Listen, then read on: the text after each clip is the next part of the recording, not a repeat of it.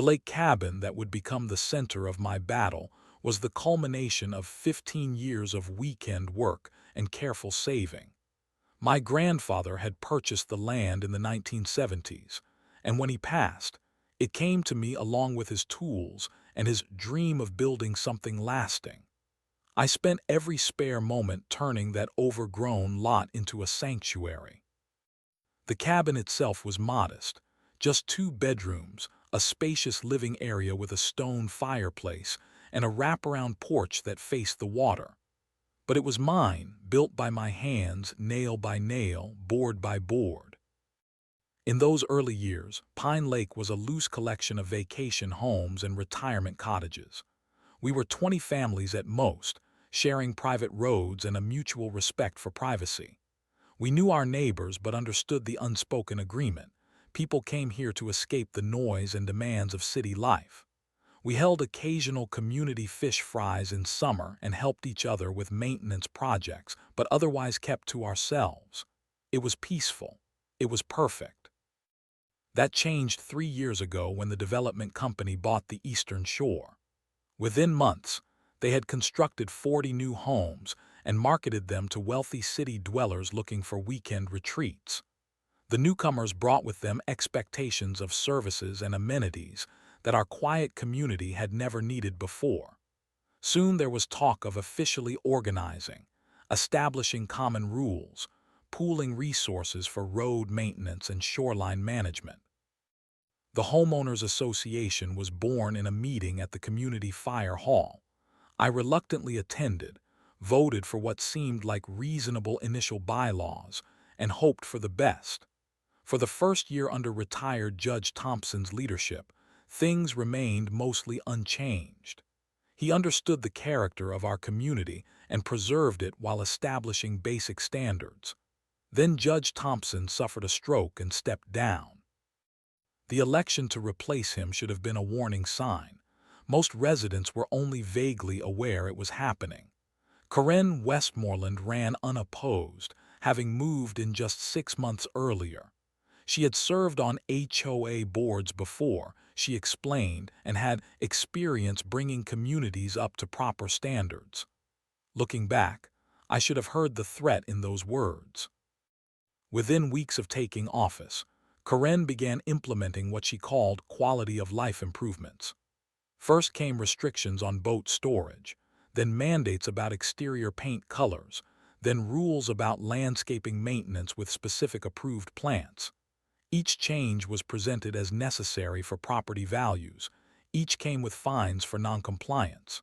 When people objected, she would smile tightly and reference the bylaws, showing how technically the board had authority to enforce these standards.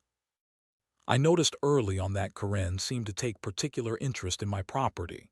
She would drive by slowly taking notes. She sent official notices about minor infractions, a woodpile that needed to be restacked, weathered trim that needed repainting, native wildflowers she classified as unkempt weeds. I complied with what seemed reasonable, contested what did not, and tried to maintain my corner of paradise. The real trouble began when my mother fell ill. I received the call on a Tuesday. She had been hospitalized with pneumonia that was quickly worsening. I packed hastily, locked up the cabin, and drove 3 states away to be at her bedside. For 3 weeks I focused solely on her care. When her condition finally stabilized, I returned to Pine Lake, exhausted but relieved. I arrived after dark, pulling into my gravel driveway just as the rain began. Something was wrong immediately. Lights glowed from inside my cabin, lights I had definitely turned off. My steps slowed as I approached the front door. The lock had been changed. Through the window I could see people moving around inside my home. Not burglars, they were too comfortable, too casual. I recognized Karen's voice before I saw her face. Somehow, impossibly, the HOA president was hosting a gathering in my home. My private property, my sanctuary. I stood frozen in disbelief for several long minutes, rain soaking through my jacket as I tried to process what I was seeing. Inside my cabin, Karen directed a small group of people. I recognized the HOA Treasurer Martin Phillips and Secretary Diane Coleman among them, as they arranged documents on my dining table. They had brought in additional chairs, a projector, and a large whiteboard that now stood where my bookshelf had been.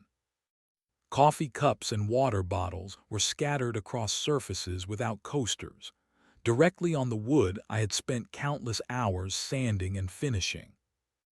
I knocked firmly on my own front door. The conversation inside stopped. Footsteps approached, and Karen opened the door with an expression of mild surprise that quickly hardened into something else, authority mixed with irritation at being interrupted. "Oh, you are back," she said, making no move to let me in. "We were not expecting you until next week." "This is my home," I said, my voice tight with controlled anger. "Why have you changed my locks? Why are you inside my property?" Karen sighed as if explaining something obvious to a child. "You should have received notification. The board voted to temporarily repurpose underutilized properties for community functions. Your cabin is now serving as the HOA headquarters and meeting space. Due to your extended absence, it was determined to be the ideal location." "I never received any notification," I said, stepping forward. "And I never agreed to this. You have no right." "Actually, we do," Karen interrupted, pulling a folder from beside the door and extracting a document. Section 7, Paragraph 3 of the amended bylaws clearly states that properties vacant for over 14 days can be repurposed for community use if deemed necessary by board vote. You have been gone for 22 days. The vote was unanimous. I looked past her to see Martin and Diane studying their shoes, clearly uncomfortable but unwilling to meet my eyes. I had never agreed to such a bylaw. I had never even heard of it. "I need to see that amendment," I said, "and I need you all to leave my property immediately." "The amendment was properly filed and notices sent," Karen said, her smile not reaching her eyes. "As for leaving, I am afraid that is not possible. We have scheduled meetings and functions for the next 2 weeks. We cannot simply relocate because you have returned earlier than indicated on your absence form." "I never filled out an absence form," I said. "It was submitted on your behalf based on information from other residents," Karen responded smoothly. "Now, if you need temporary accommodation, Lakeside Motel has reasonable weekly rates.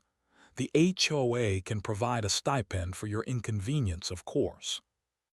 The conversation continued like this for nearly an hour, with Karen producing document after document that I had never seen, amendments I had never voted on, forms I had never signed.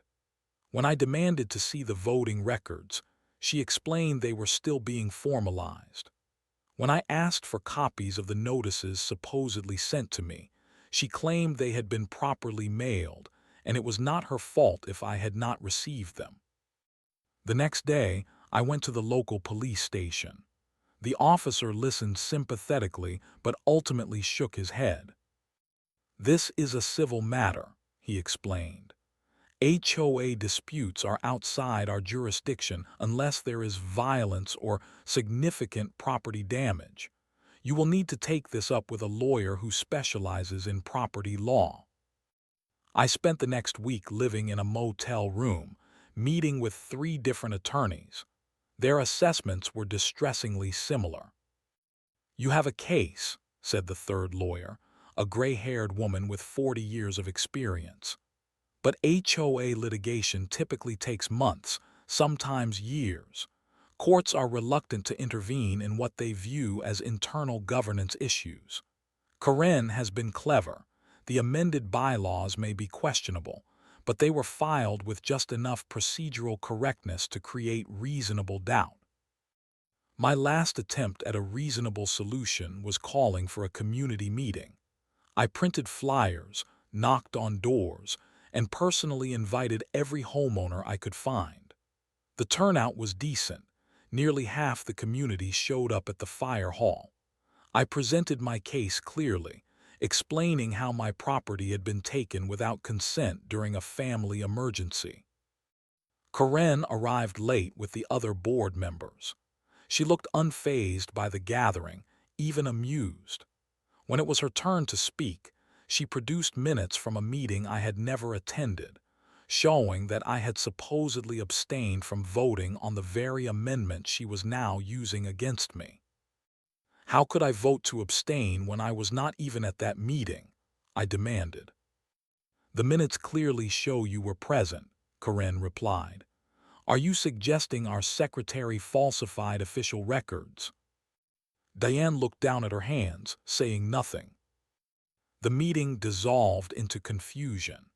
Some neighbors were clearly troubled by what they had heard, but many were new residents who did not know me well and trusted the seemingly official documentation Karen presented. Others were simply unwilling to get involved in what seemed like a personal dispute. That night, I stood in the rain across from my cabin, watching strangers make decisions in my living room. I saw Karen laugh as she passed around drinks. I saw my personal space violated in ways large and small. Muddy shoes on my rugs, papers scattered across surfaces, strangers sitting in chairs where my family had once gathered. It was then I realized that the system designed to protect homeowners had become a weapon against them. The rules meant to ensure fairness had become tools of oppression. Normal channels had failed me. Reasonable approaches had been blocked. The time for conventional solutions had passed. If I wanted to reclaim my home, I would need to think differently. I would need to fight differently. The next morning, I checked out of the motel and drove to my friend David's house 2 towns over. He had offered me his spare room weeks earlier, and now I accepted. To anyone watching, especially Karen and her allies, it would appear I had given up. I stopped visiting my cabin. I stopped attending HOA meetings. I stopped filing complaints. For all visible purposes, I had accepted defeat. This apparent surrender was exactly what I needed. While Karen celebrated her victory, I transformed my temporary bedroom into a war room.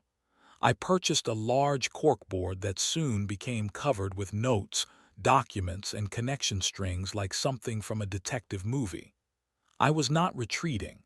I was preparing. My first step was education. I ordered books on HOA law, property rights, and relevant legal precedents. I read each cover to cover, highlighting sections that might apply to my situation. I studied Florida state laws regarding property rights and community governance. I dug into case law where homeowners had successfully challenged HOA overreach. Knowledge would be my foundation.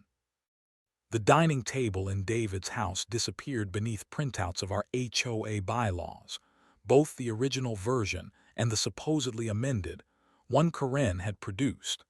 I compared them line by line, noting discrepancies and procedural requirements for legitimate amendments. I discovered that any bylaw changes required not just a board vote, but notification to all homeowners at least 30 days prior to voting, with a summary of proposed changes. I had received no such notification. Through careful research, I located Marjorie Brennan, who had served on the original HOA board with Judge Thompson before retiring to Arizona. Our first phone call lasted 3 hours. She was appalled by what had happened and agreed to help. "This is not how the association was meant to function," she explained. "We created basic standards to preserve the community character, not to seize control of private property. The amendment Karen is citing does not align with the founding principles or procedural requirements." Marjorie sent me her personal records from her time on the board, including the template for proper bylaw amendments and the voting record procedures. These would become crucial evidence. While maintaining my appearance of defeat, I began documenting everything. I created a system for gathering evidence of Karen's violations. Through public records requests, I obtained copies of HOA financial statements, meeting minutes, and official communications. I discovered Karen had been authorizing expenses without proper approval, furniture purchases, catering services, even a television for what she called the community center, all housed in my cabin. Neighbors who had been sympathetic at the community meeting became my eyes and ears. Eleanor Jenkins, whose property bordered mine, would text me whenever vehicles arrived at my cabin outside of scheduled HOA meetings. Robert Chen, who worked from home with a view of my driveway, kept a log of visitors and their duration of stay. The most significant discovery came when I began researching Karen's background. This was not her first HOA presidency. She had served on boards in 3 different communities before moving to Pine Lake. In each case, her tenure had been marked by controversial rule changes, increased fines, and conflicts with homeowners. In her previous community, she had been voted out after less than a year following allegations of financial mismanagement. As patterns emerged, so did my strategy. I would not confront Karen directly. That had already proven ineffective.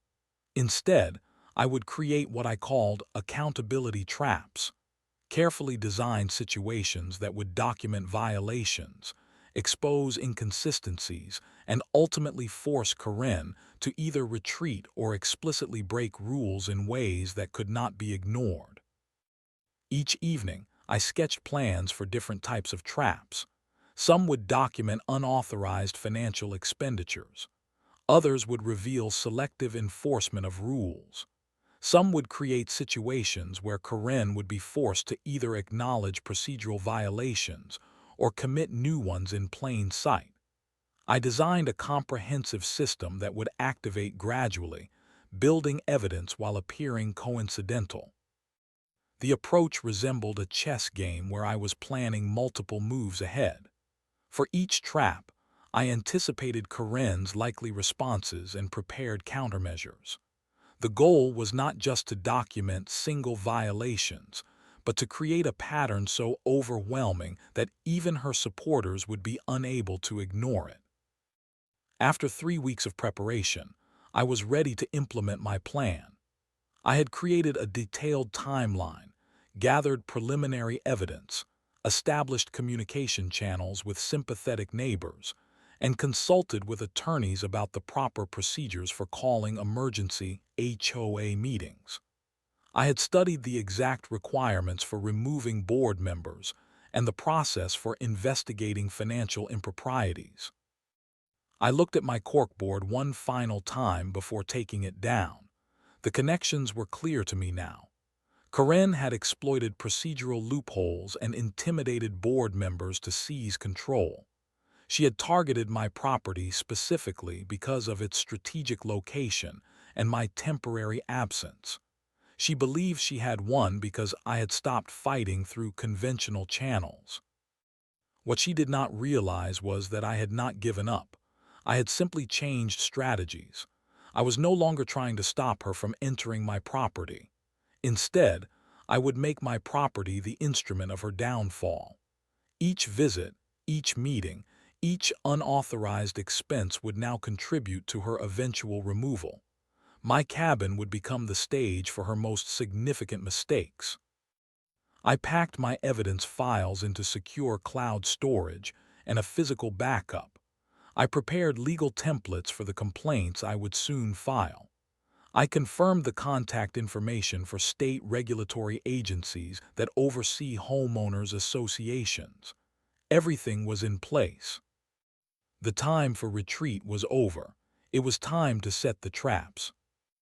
I began implementing my plan on a Monday morning, starting with the most crucial element, documentation. My primary concern was establishing an indisputable record of everyone entering and using my property without authorization. I contacted a security company specializing in discrete monitoring systems and explained my unusual situation. They provided a solution that would become the backbone of my evidence collection. under the guise of performing routine maintenance on the septic system, a legitimate concern that even Karen could not deny. I gained access to my property for exactly 4 hours. The HOA board members watched with obvious annoyance as I worked with the maintenance crew who were actually installing a comprehensive security system. Hidden cameras were placed in common areas of the cabin: living room, kitchen, entryway, and the makeshift office they had created. These were motion-activated and programmed to upload footage directly to a secure cloud server with timestamp verification that could not be altered. The second component was more innovative.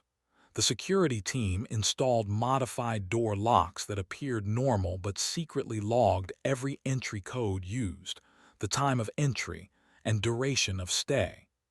This would create an undeniable record of who was accessing my property and when. The system was designed to be undetectable during normal use, but would provide court-admissible evidence if needed. No one will notice these unless they are specifically looking for monitoring equipment, the technician assured me. The cameras are concealed in smoke detectors, air vents, and bookcase decorations. The data is encrypted and stored off-site. While the security team worked, I systematically documented the current state of my property, photographing every room, noting modifications, and creating an inventory of items that had been moved or removed. I discovered Karen had relegated my personal possessions to the guest bedroom, stacked haphazardly without regard for their value or fragility. Family photographs had been taken off walls to make room for HOA notices and community guidelines. My kitchen had been rearranged to accommodate their coffee station and snack storage. The next phase involved setting legal and administrative traps. I drafted and filed a formal maintenance request with the HOA for repairs to the cabin's roof, a minor issue that would normally require prompt attention. The request was submitted through proper channels with delivery confirmation. When this request was inevitably ignored, it would create a documented case of selective rule enforcement and neglect of official duties. I submitted an official records request for all financial statements, specifically expenditures related to what Karen now called the community center operations. Florida law required HOAs to provide these records within 10 business days. Her compliance would reveal unauthorized spending. Her refusal would constitute a violation of transparency requirements. For the next trap, I needed allies. I met discreetly with 3 neighbors who had expressed concerns about Karen's leadership: Eleanor, Robert, and Michael, a retired attorney who had recently moved to Pine Lake. I explained my situation fully and asked for their assistance as witnesses. "I am not asking you to confront Karen or put yourselves at risk," I explained. "I simply need independent verification of specific incidents. If you observe board members using my property for personal events rather than official HOA functions, or if you notice deliveries or services that seem unusual, I would appreciate you documenting what you see." They agreed, recognizing that Karen's actions set a dangerous precedent that could affect their properties as well.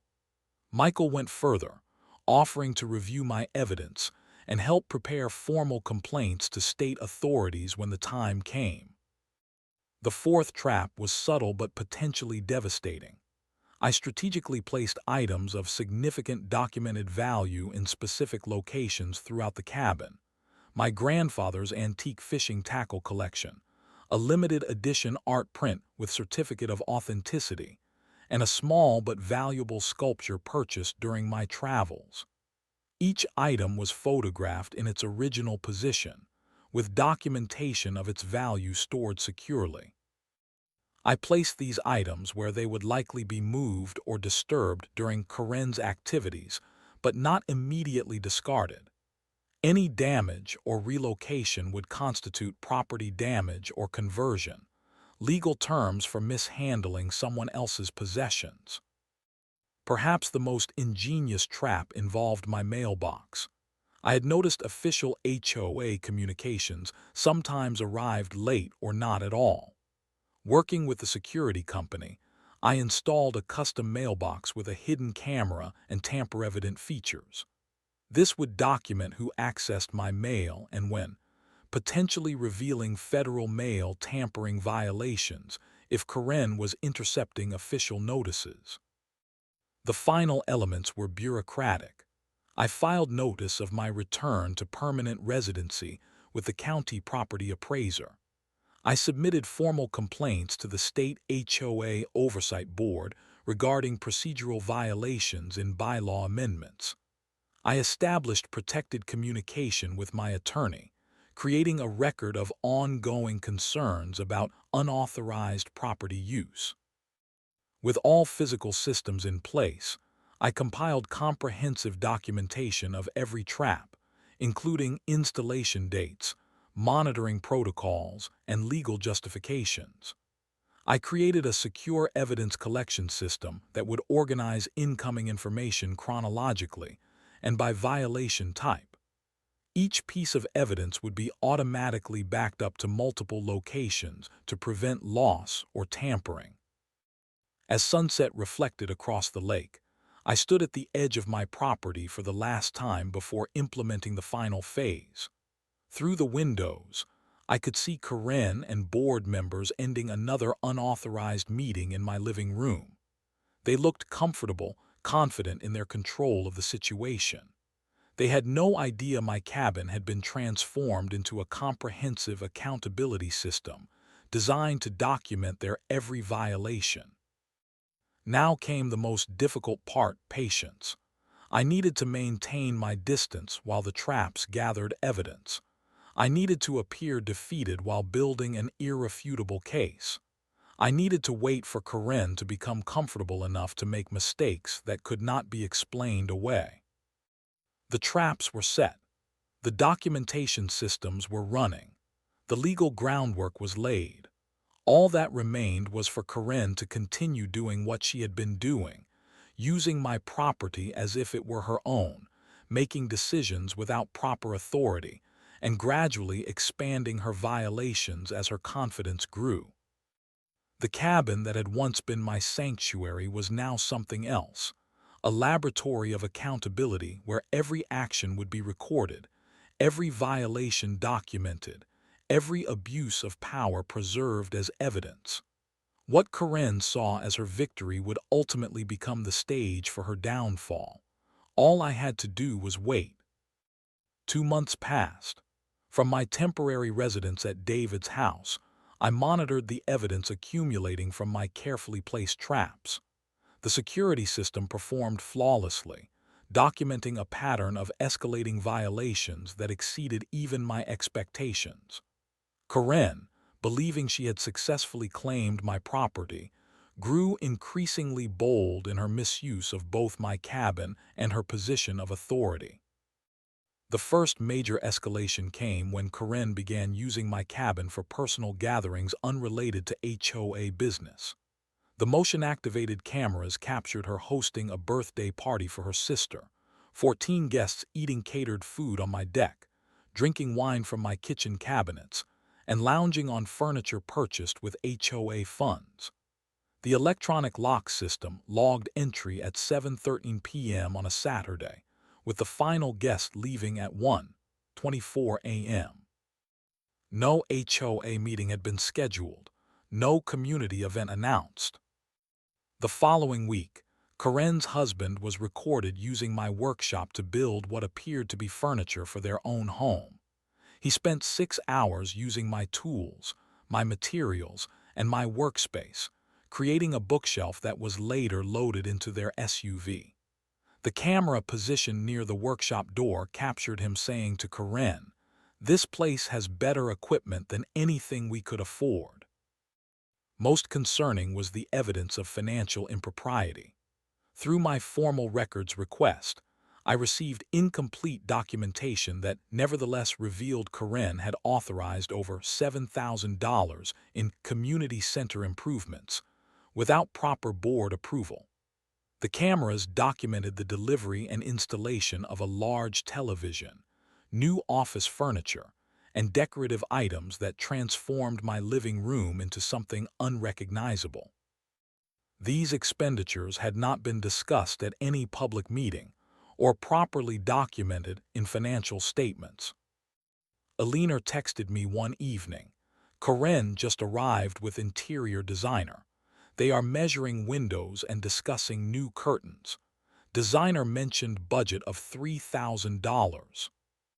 As Karen grew more comfortable with her control, she began recruiting other board members into her scheme.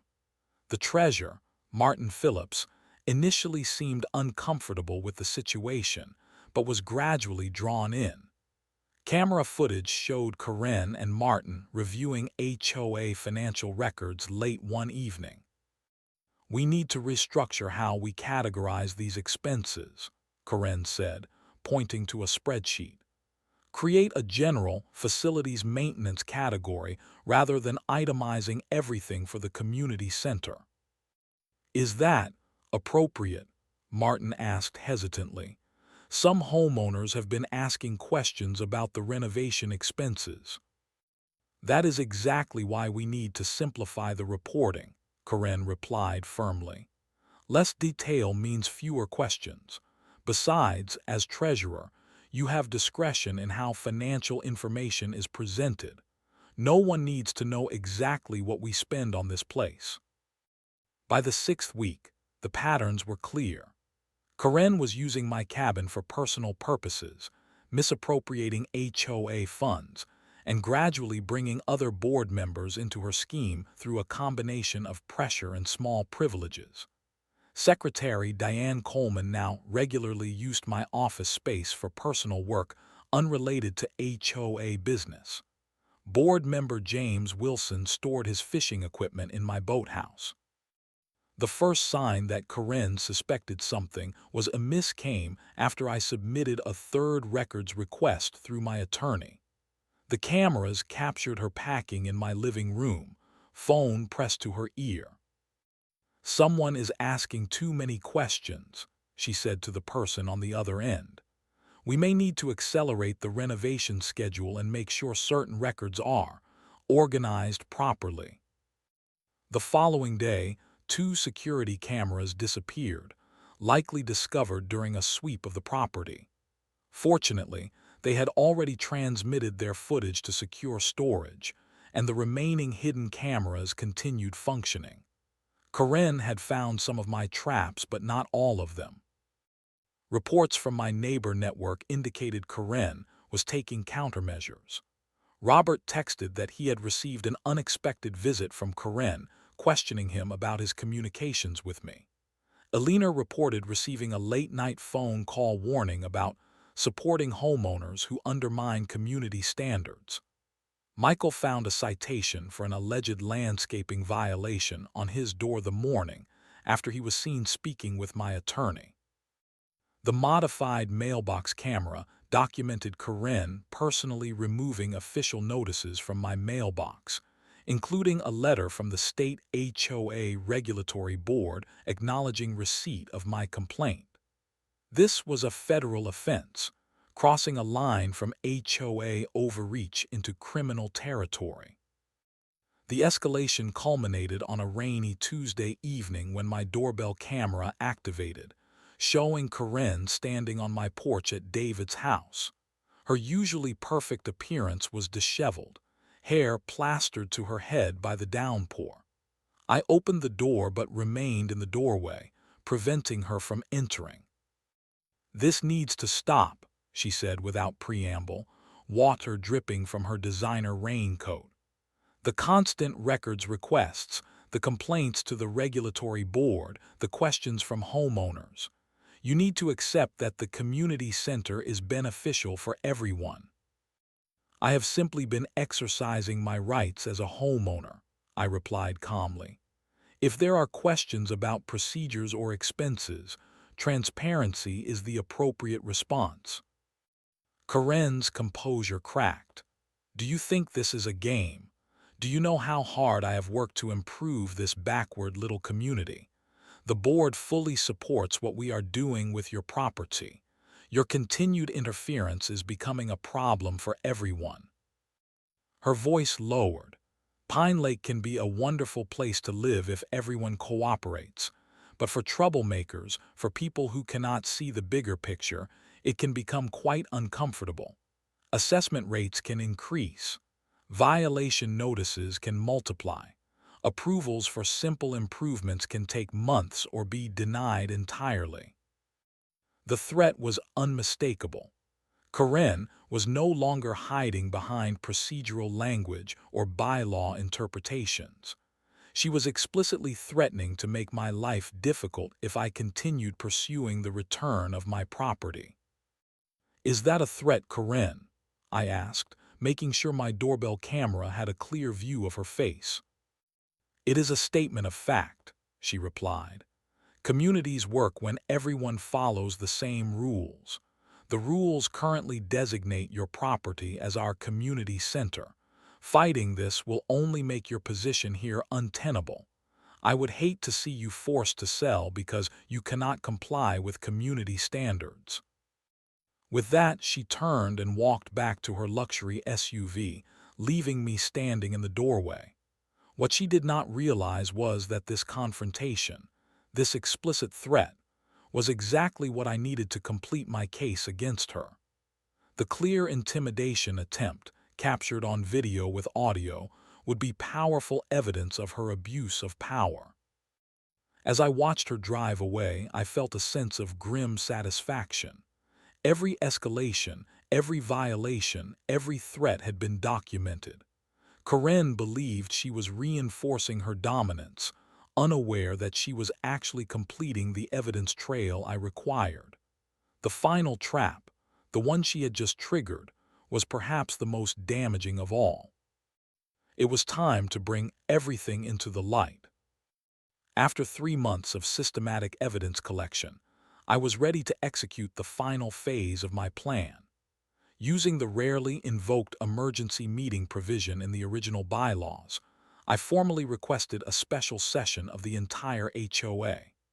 This provision, one Karen had conveniently omitted from her amended version, required the board to call a meeting within 10 days if requested by any homeowner with evidence of potential financial improprieties or abuse of power.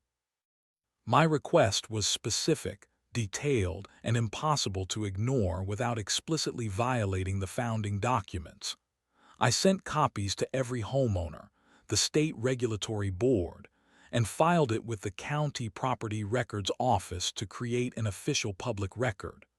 Karen had no choice but to schedule the meeting. The community center was packed the following Sunday afternoon. Nearly every homeowner attended, something unprecedented in our association's history. Curiosity, concern, and tension filled the room. Karen sat at the front table with the other board members, maintaining a facade of calm authority despite the unusual circumstances. "This emergency meeting has been called by homeowner James Mitchell," she began, her voice betraying only slight irritation.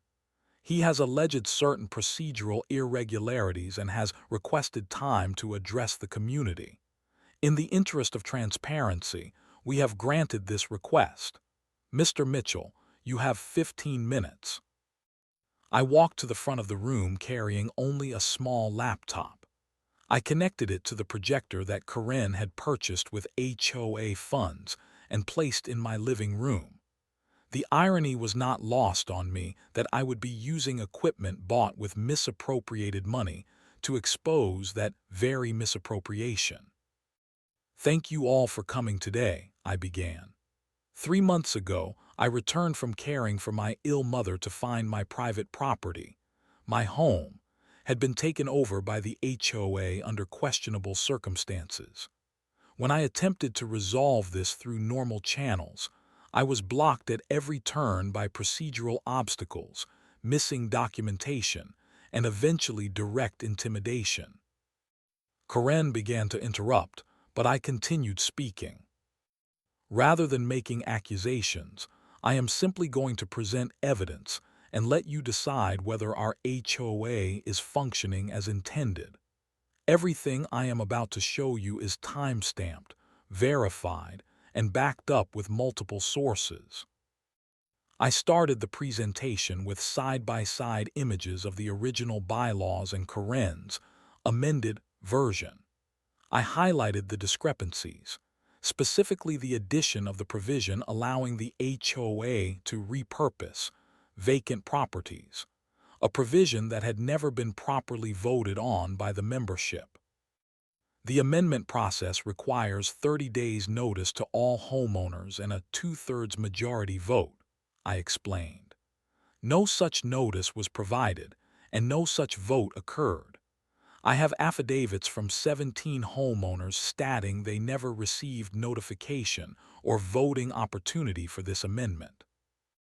I moved on to financial records, displaying the official HOA expense reports alongside the actual expenditures documented by my security system. Over the past 3 months, more than $12,000 of HOA funds have been spent on what is being called community center improvements. These expenditures were never approved in any public meeting, exceed the board's discretionary spending limit of $2,500, and in many cases benefit private individuals rather than the community. The room remained silent as I showed footage of Karen's sister's birthday party, her husband using my workshop, and board members using my property for personal purposes. I played audio recordings of conversations about restructuring financial reporting to hide unauthorized expenses. This is not about my personal inconvenience, I continued. This is about the systematic misuse of authority and community funds. Every homeowner in this room is paying assessments that are being used without proper authorization or oversight. I then revealed the most damning evidence. The video of Karen at my temporary residence making explicit threats about making Pine Lake uncomfortable for troublemakers who questioned her authority. This is not how a homeowners association should function, I said quietly as the video ended. This is not how neighbors treat each other. This is not legal, ethical, or acceptable.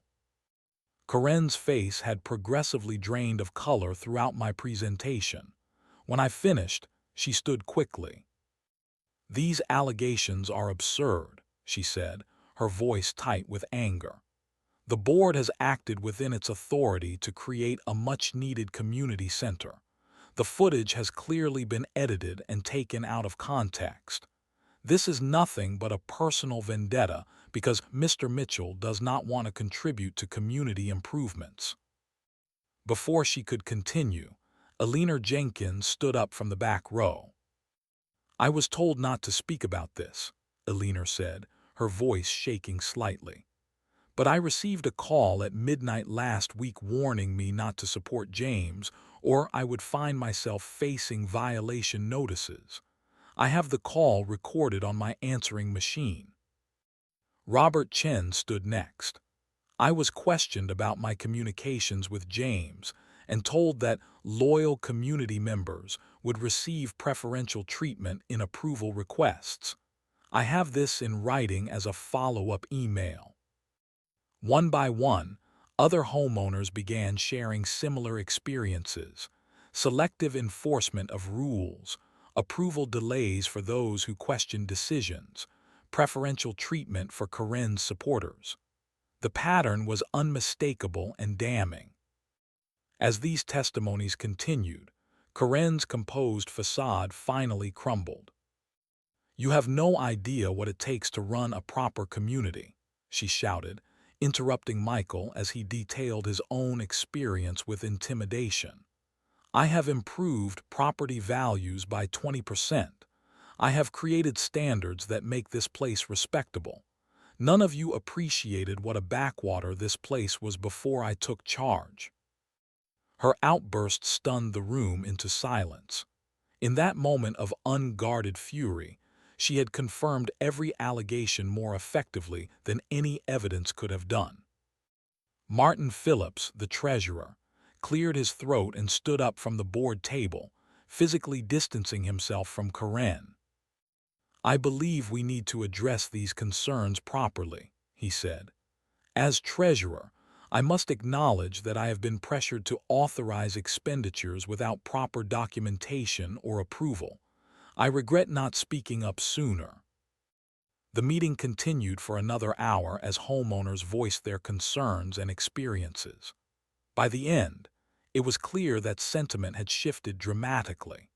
When Michael proposed a motion to immediately restore my property to my full control, terminate the community center designation, and suspend the current board pending a full audit of association finances, the vote was nearly unanimous. Karen stormed out before the final tally was announced, threatening lawsuits against me, the association, and individual homeowners who had spoken against her. Her threats rang hollow now that her tactics had been exposed in such a public forum. As the meeting adjourned, neighbors approached me with apologies, support, and offers of help to restore my property. The community that had been divided and intimidated was finding its voice again. The system of governance that had been weaponized against homeowners was being reclaimed by those same homeowners. The keys to my cabin were returned to me that evening. After 3 months of exile, I would finally be going home. The morning after the emergency meeting, I stood on the shore of Pine Lake watching the sunrise paint the water in shades of gold and amber. For the first time in months, I held the legitimate keys to my own cabin in my hand.